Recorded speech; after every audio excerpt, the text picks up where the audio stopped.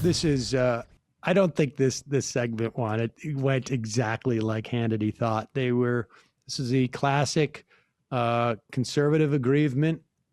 A conservative aggrievement. They're unfair to us. They're unfair to the president. They're making stools that are undersized to embarrass the president. Here is Sean Hannity talking to the New York Post reporter Miranda Devine. All right, final thoughts now with big tech, the media, the mob, as I call them, and they are a mob, 99% of them anyway, now going all in, unwilling to even ask the most basic questions of Joe Biden. Now we got a debate, Miranda Devine, on Thursday, and we've got another liberal member of the mob that is going to be the moderator in this case.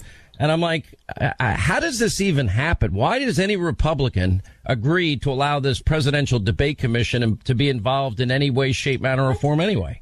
You took the words right out of my mouth. I do not understand why the GOP is not looking after President Trump. He can't do everything by himself. I mean, that debate last week with Savannah Guthrie was a joke. It was a disgrace. She just spent the entire time badgering him, and it was a setup from the start. He was sitting on a tiny little plastic stool that could barely fit half a buttock, let alone a whole one, and he was uncomfortable the whole time, whereas Joe Biden sitting there reclining in a lounge chair looking like a statesman. You know, it's a complete seemingly looking off into space. All right, final 30 seconds, Julie. There you go. The only hope is that this is Donald Trump's buttock. It's too large for traditional seats. What do they think NBC did? They get us the smallest stool possible. Like we wanted like a kid size stool, but the same height. No, it's his buttock is too large. And well, like why are they making this like NBC decided who the moderator would? This is a town hall that Donald Trump signed up for. Yeah, that's the other part of this is like they negotiate. It's not the GOP. First off, the debate commission is, as boring and nonpartisan as you could possibly imagine. Probably leans more center right anyways. And still, they negotiate. The two teams negotiate. Maybe if Trump actually had a team, he would know that. And she should know that. Whatever. They're doing it intentionally. It's like the media. They're all against them, right?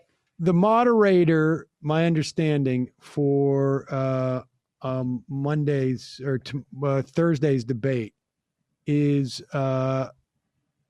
Kristen Welker. Who's that?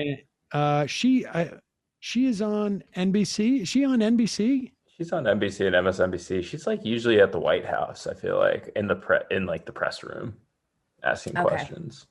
I mean, I think that like the Trump is happy to have like I'm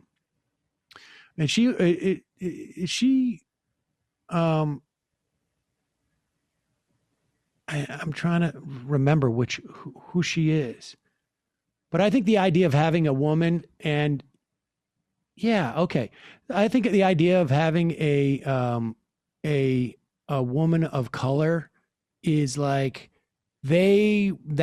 I think what we're going to see from Trump is like he's going to get very aggressive with her. This is the setup. It's like the White House, because he has a relationship with them already. He knows what kind of questions. He thinks that they're already, out there for blood. Which is, I mean, like, I mean, that is what I would suspect. Like, I know for a fact that Sean Hannity was desperate to have Janine Garofalo on his program all the time in the run up to the war, constantly. I mean, and after. I mean, relentlessly courting her to come on his show so that he could attack her. Right. Because that is what the formula is. And you probably got it. I got some of that too. Oh, I went on his show twice. And the second time I did it, he changed the topic and I confronted him afterwards. And I said, I had to spend like 3.5 hours on this entire process. It was an elections. I can't remember what it was, something going on a lot. And I said, it was really disingenuous of you to change the topic midway through and then berate me like as a setup. I'm never doing this again. And then his producer came up to me afterwards. I'm so sorry. This is what he does. But they kept trying. And I said, no, never again. Never. Right. It's fine if I go on with conservatives and I debate them in good faith, whatever. but not if you're going to flip it and like make me out to be a baby killer, because that's what he did. That is what they do. They love to attack women, younger women, and women of color. That is like the formula for Fox News in terms of the way they drive their ratings, because it's primarily older white guys watching the thing who this is the way that they get back at every, woman that ever wronged them or their ex-wife or whatever it is. And so there's no reason to believe that Donald Trump doesn't follow that formula. I mean, certainly that has been the hallmark of his presidency, is to, which black person who's done something that is, that I can point to and make into a national figure as what's everything wrong with America.